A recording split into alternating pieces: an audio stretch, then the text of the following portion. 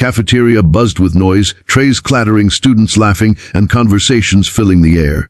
But for Amara, it felt like walking into a storm she could never escape.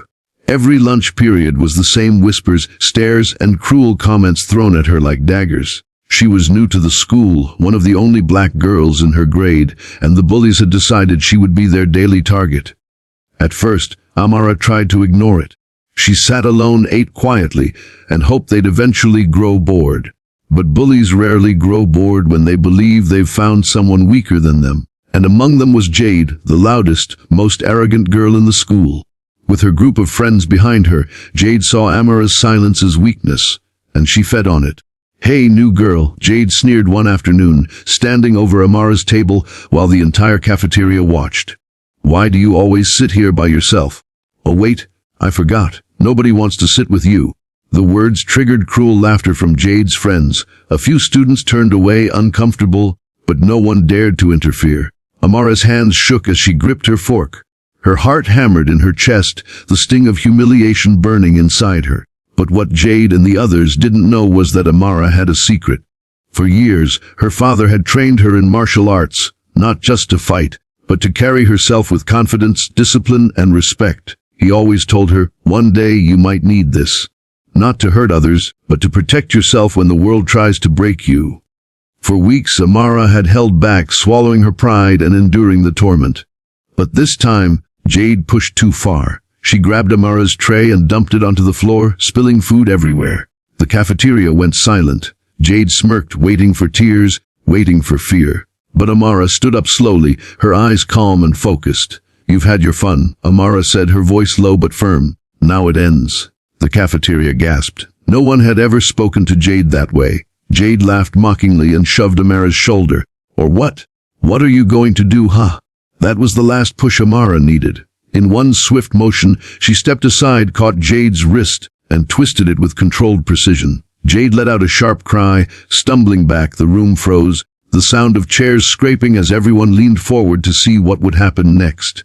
One of Jade's friends lunged toward Amara, but Amara pivoted smoothly, using the girl's own momentum to flip her onto the floor.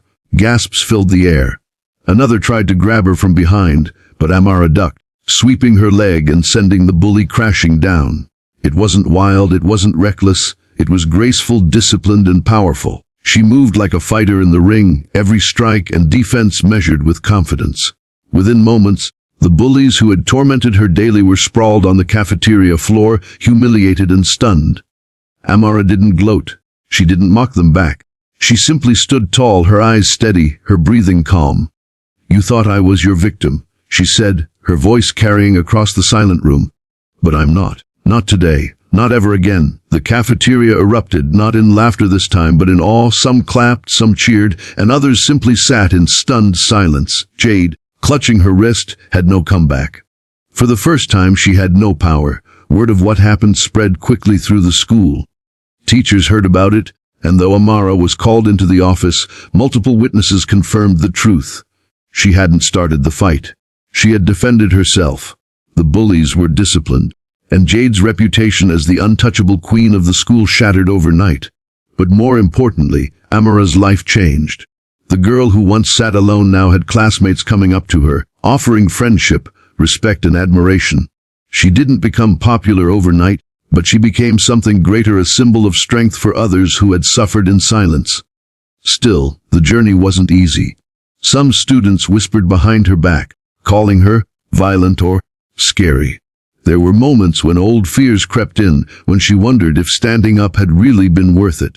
But every time she felt doubt, she remembered her father's words, that strength wasn't just about fists, but about standing tall when others tried to push you down. By the end of the school year, Amara was no longer the quiet girl hiding at lunch. She was the girl who had silenced an entire cafeteria, not with cruelty, but with courage. She showed everyone that being different was not weakness. It was power. Her story spread as a reminder: bullies may laugh, mock, and try to break you, but they only win if you let them. When you stand, when you rise, when you fight back with dignity, your silence becomes a roar that no one can ignore. And that day in the cafeteria, Amara's roar shook the entire school.